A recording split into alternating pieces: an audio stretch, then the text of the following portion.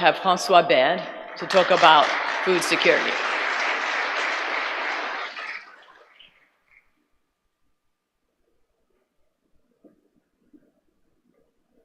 Thank you, Diana, and thank you for the invitation. Since we've just had lunch, why don't we talk about food a little bit? Who here has had a barbecue? Ever? Put up your hand. Have you had a barbecue? Who's not had a barbecue? Everyone's had a barbecue. Okay, second question. Who here gets a regular meal cooked at home on an electric stove or gas stove? Everyone. If this were Africa, there'd be a difference. Very few people would have their meal cooked on an electric stove or gas stove. And that, in essence, is what I'm going to talk about today. It's energy access. It's one thing to talk about security, energy security, in terms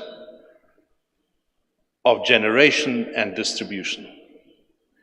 But the real problem is to talk about its relationship to access for ordinary people. Everyone here who is in the political world and representing constituents, everything you do has an effect, particularly when you do nothing. And therefore, we need to look at how energy access plays a role in food security and stability, because as a representative of the people and as a servant of the people, governments have to answer an exam question.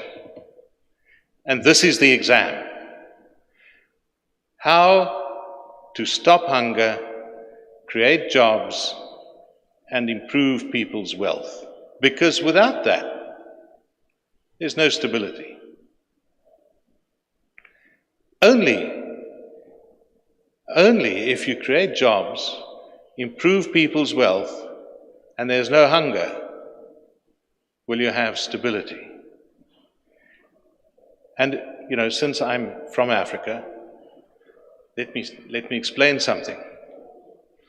600 million people in the fastest growing continent in the world, demographically, have no access or lack access to electricity. So while people are talking about alternative energy, they are not interested. They're simply interested in having access to electricity. Even the country where I was born, South Africa, which is the most industrialized country in Africa, is going through an electricity supply crisis. I checked just before I got on the stage here, and at my flat in Johannesburg, there's no power at the moment. They call it load shedding, rotational power cuts.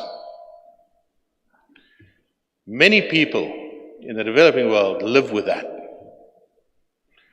So we have to increase access to energy, and most people, certainly in Africa, don't care where the energy comes from. They simply want to be part of modern society. They want factories and mines to provide jobs. They want their own wealth to increase, and they want home-cooked meals, not having to choke on open fires and coal-fired stoves. So, is it any wonder then that if you look at a map of fragile states, most fragile states, and the most fragile states, are in Africa? How do you change that? What's at the heart of a fragile state? At the heart of a fragile state is the inability to provide sufficient electricity and power. That's at the heart of a fragile state. And these pictures are not improving. Even South Africa, which used to be a very stable state is becoming more and more fragile. The most industrialized country in Africa. The country with the most people, Nigeria. All you have to do is look at the map and you'll see it's in red. It's a fragile state. The biggest country in Africa, the Democratic Republic of Congo, is a fragile state. Even small countries like Malawi, a fragile state. What do they have in common? What they have in common is that their people lack access to energy, to electricity and fuel. Therefore, what we at FairPlay are advocating for is that legislators and executive governments should start seeing the interplay between energy, food security and stability. And instead of hoping people would eat ideology, or heat their homes, or cool their homes with good thoughts, their very job is to make sure that there's energy access for all the people in the country, so that there can be food security. Because only then will there be stability and no fragile states.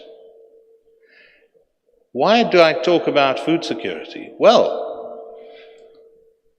let me give you an example. Chicken is the most consumed meat in Africa. It's the protein source of the masses. It's the affordable thing for poor people and middle-income households. Where does a chicken start? A chicken basically is a corn cob with feathers on. It eats maize. To grow maize, you need tractors. To run tractors in distant corners of Africa, you need fuel. To produce chickens at scale, you need electricity. The biggest chicken producer in South Africa, which is one of the 6 most competitive poultry producers in the world, has just had to spend $10 million at one of their chicken farms to provide generators because there's no electricity available from the grid. As a result, many companies are experiencing this, and there's a shortage of the most popular meat.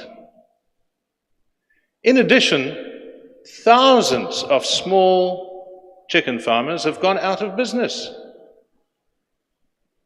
Surveys have shown that they have stopped producing poultry because they can't get access to electricity. Do you think that's a way to create stability? It's sheer lunacy. So what's to be done? Well, energy security should be at the heart of what governments do. Whether it's trade, and as a trade movement, the FairPlay movement is very concerned about the fact that internationally, for instance, big countries are using trade policy in ways that are outside the regulatory process and outside the rules that everyone had agreed, and as a result destroying access. They're also making aid available on terms that says, for instance, you may not finance oil, gas, coal in countries with an abundance of oil, gas and coal, and their people have no access to energy. Now, how is that sensible? So we think there must be a reliable energy supply to industry. We think all of these trade and aid policies that are essentially predatory on the poor countries and the fragile states should become more sensible by allowing them to develop energy sources that they have readily available and are cheap.